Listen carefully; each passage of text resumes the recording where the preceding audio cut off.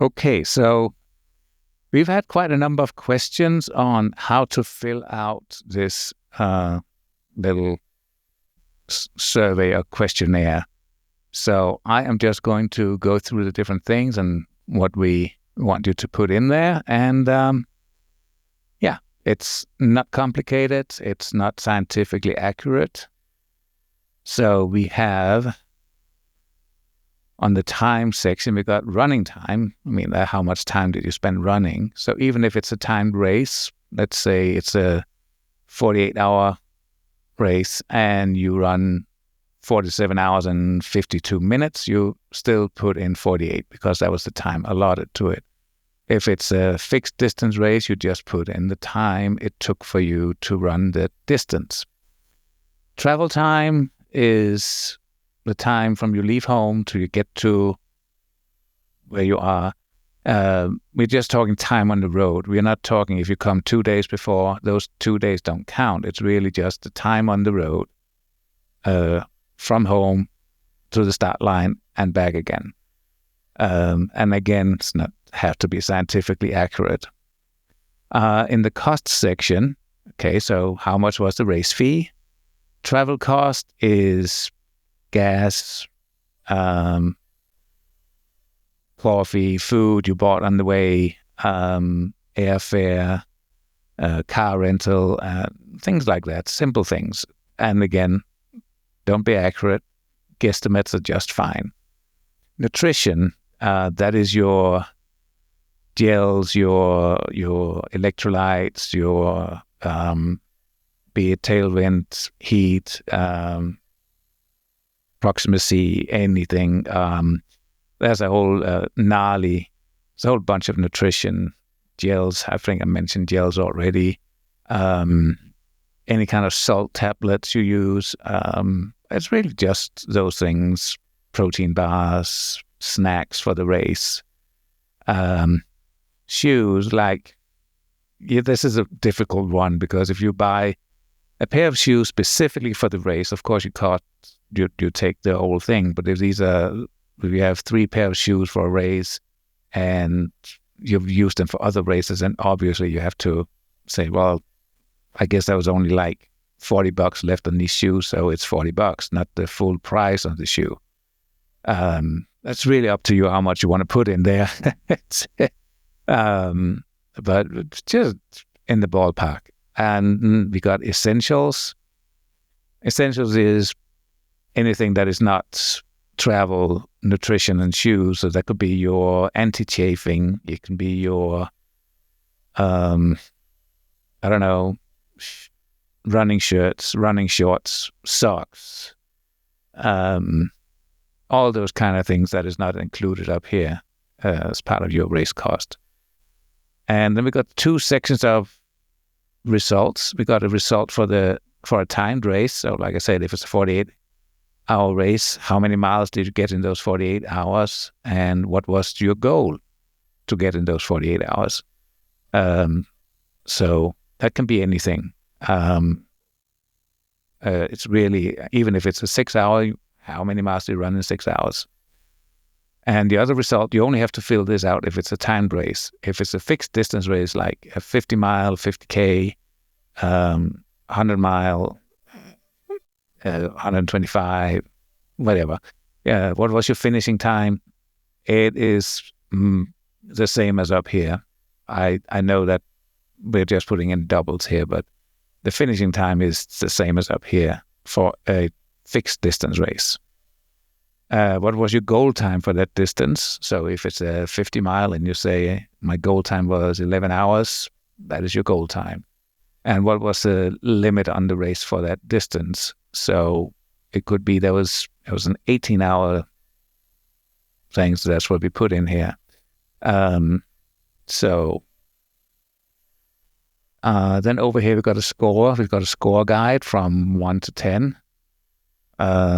These are just things I came up with. Don't take them too serious. We're going to give a score to an 8 station. I mean, did you find the 8 station to be really good? It had everything you needed and you just liked everything and you wished you could stay there forever and skip running. Or was it so bad that you just want to get out there again and forget all about your experience? Obviously, that's terrible. And then there's the fun factor. This is probably something, I mean, when you look back at the race, how much fun did you have? That's a very personal and individual thing. And even at the same race, you probably won't have the same fun factor as everyone else. Trail markings, was it easy to follow the trail? Was it difficult in sections? Overall, how good was the trail marked? If it's, I mean, even a city run has markings. How's the weather? Some people like cold weather, some people like hot weather. It was really hot and you love cold, then obviously the weather sucked. But if you love the heat and it was very hot, then obviously you think the weather was awesome. Did you have pacers? How do you rate your pacers? Did they did a good job? I hope the pacers don't take it too personal. This is about to be fun, right? So it could be your pacer kept pushing you and you got annoyed with your pacer because they kept pushing you, but in the end, of course, you're grateful for it. But you think they could have been nicer to you out there. I don't know. It's, again, this is you. This is up to you. How did your crew do? Were they on time? Did they get lost? Did they mess up things? Did they not understand the instructions? Or were they just absolutely awesome, which I think is 99% of the crews out there. But again, could be fun to get some stories about your crew, and they can go on and give a rebuttal and do the whole experience. Maybe you weren't the easiest run out there. Blisters and chafing, were they really bad? Were they good? Did you have some impressive blisters that really got people to say, wow, I can't believe you ran with that? Or did you have none at all and you're kind of disappointed because there's no bragging rights on your blister? Again, this is up to you. How would you score that? Trail nap comfort. Trail nap is two things. It's you lay down and take a nap on the trail. Some places are more comfortable than others. Or it's you trip and you fall, and how bad was that? Did you hit your head? Did you scrape your knee? Did you bleed all over the place? Or was it just, oh, no big deal? Mental state. This is more about, did you get into a place where you just hated everything? You wanted to just pound earth, and or you just felt upbeat the whole time, and you really didn't have, I mean, what was your mental state throughout the race? Hallucinations, if you had any hallucinations, how good were they? How bad were they? Did they freak you out? Did you have fun with them? Things like that. That's again, whether you like hallucinations or not, your score will be reflected in that. If you love hallucinations, have fun with them, you'll probably score them high. If you had a lot of hallucinations that were bad and they freaked you out, you'll probably score it low. Or maybe you had none at all, then we just don't count it. And finally, the race versus the description. So did the description you read about the race from the race directors, did it match up with how the race actually was?